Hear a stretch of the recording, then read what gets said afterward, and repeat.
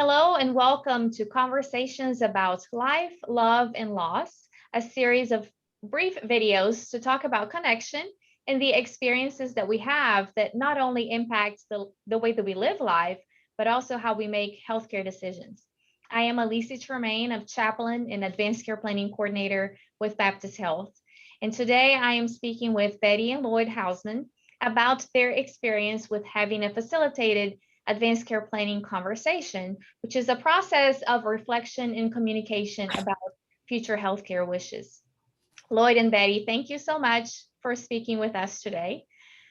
Thank you. I appreciate you being here. Can you Thank tell us what led you to have a conversation about future healthcare wishes and complete a living will? You want to start?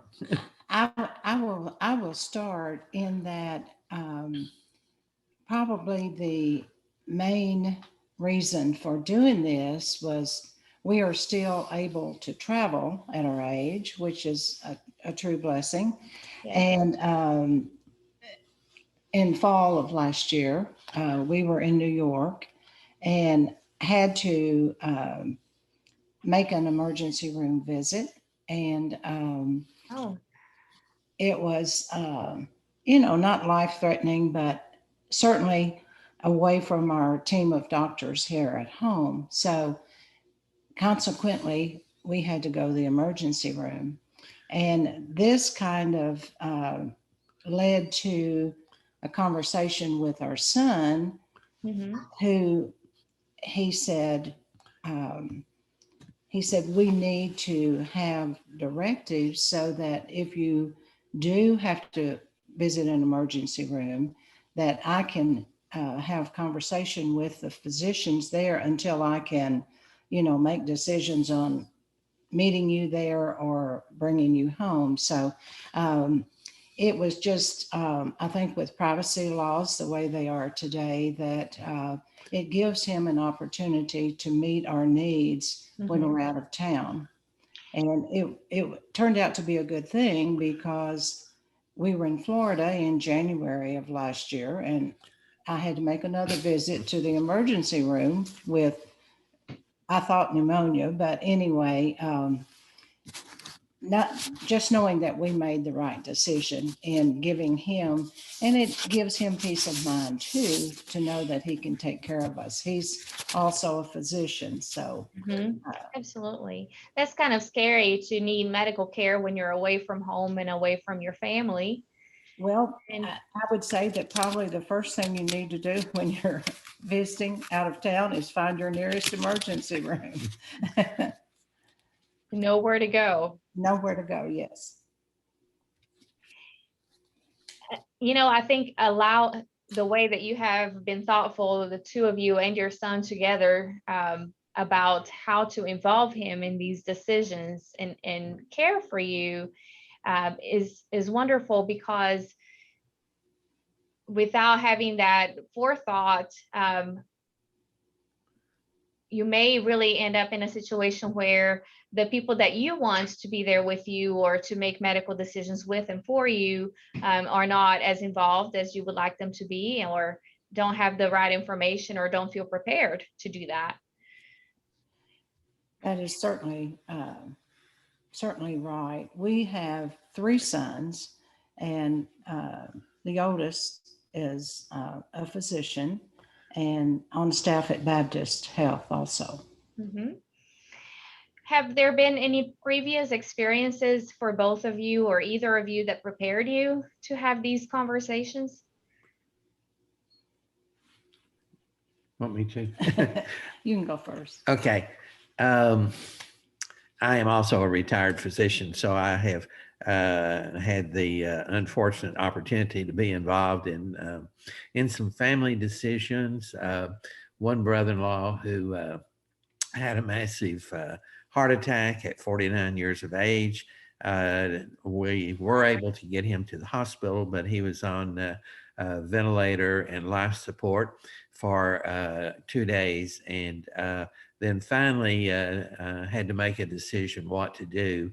there was no brain activity going on. And so I sat with my sister-in-law and their doctor, their cardiologist, and had to kind of help make the decision that we would withdraw life support at that time. That's just one example, but we've had other examples, Mhm. particularly Betty has with a sister who had no other real, her family had passed. Her husband had already passed. She was in a nursing home, and Betty had to help make decisions in her care, as well as a couple of other times. So we have been exposed to situations where we had to help make decisions on family members at end of life care. So Those can be such heart-wrenching decisions when people you love are very sick, and you feel also that responsibility to make the best decision for them. So sure. did you feel prepared to make those decisions of those during those times? I'm sorry. Did you feel prepared to make those? Not really. With my sister, I was prepared in that I had power of attorney for her, Mm-hmm. a co-power of attorney with another sister.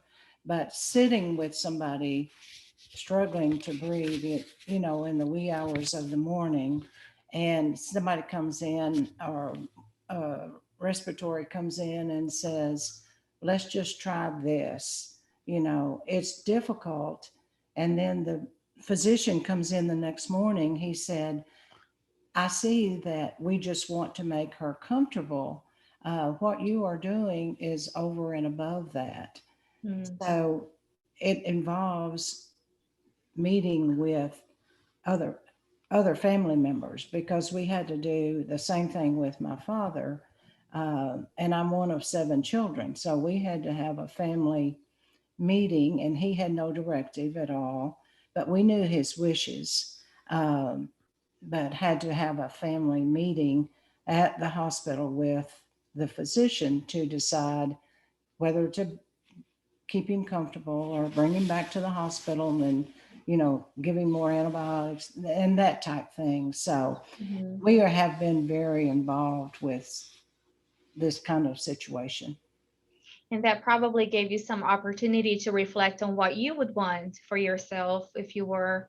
We have had conversations with our boys about what we like and what we want and what we don't want, but Mhm. it will certainly help to have it written down and notarized, uh, and it should make them feel more comfortable in making those decisions as well.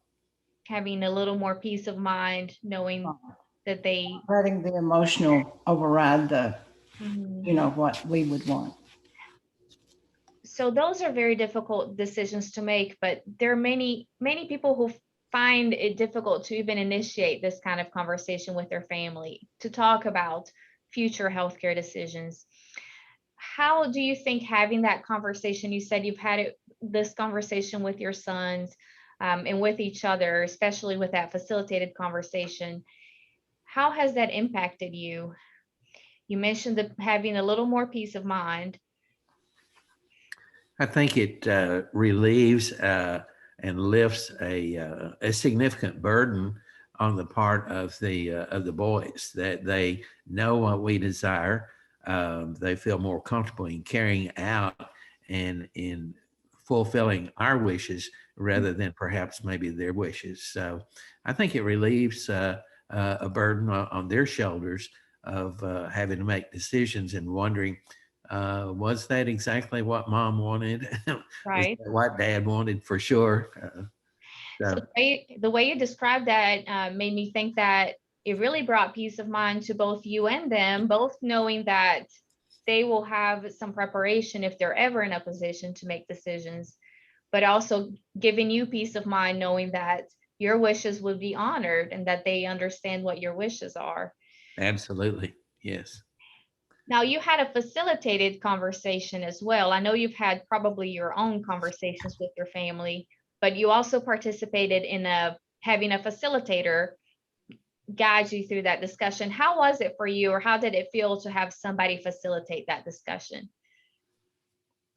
I think we both felt very comfortable. Our son was present, our oldest son was present, and Mike Muscarello, the facilitator for Baptist Health, was present.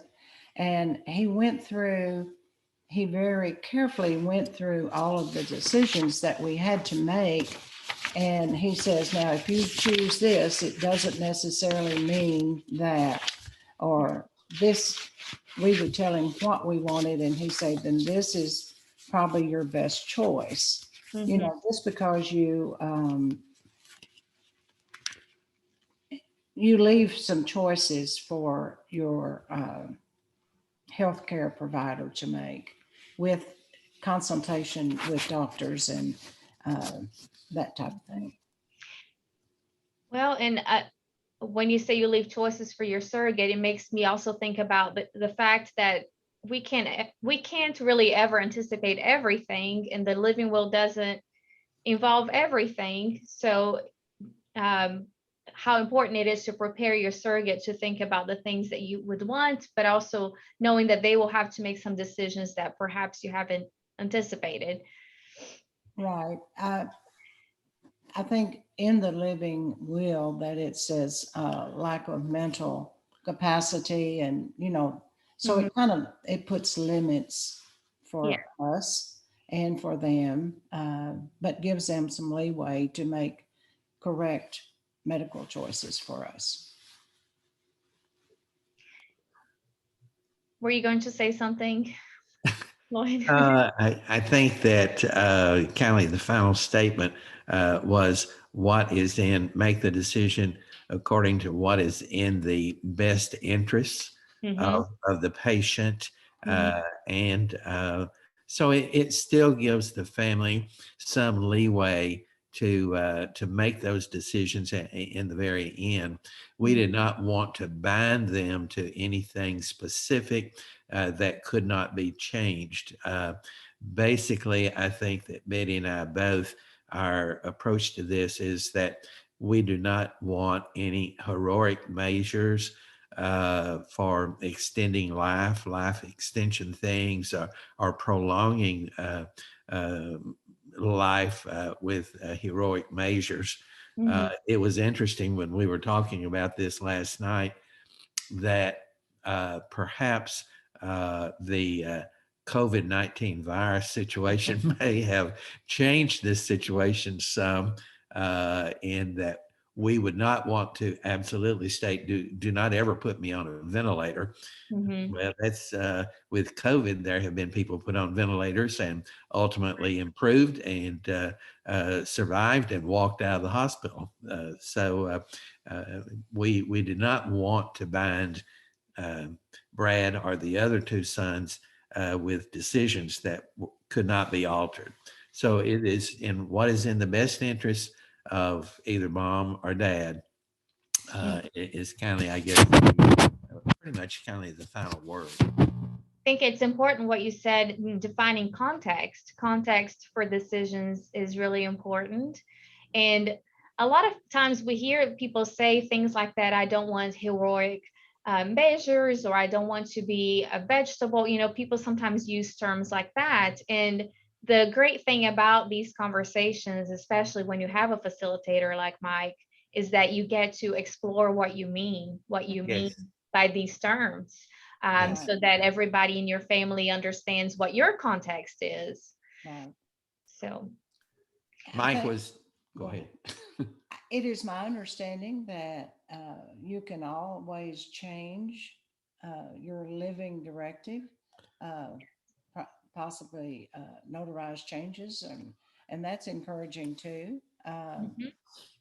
Yes, in fact, we encourage people to always review their living will, maybe at your annual wellness visit or every few years, or as life changes, relationships change, health condition changes, people's values may change and goals may change, medicine may change, so it's always a good idea to take a look at it again and make sure that it's still congruent with your wishes and just have that ongoing conversation with family.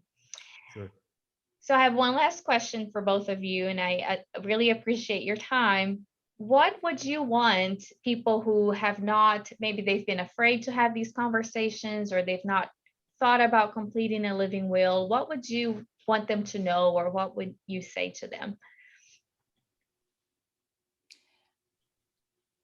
When the two of us went in to talk with Mike and our son, we also took another family member who had just gotten a serious diagnosis. Mm. And she doesn't have the strong support system that Lloyd and I have.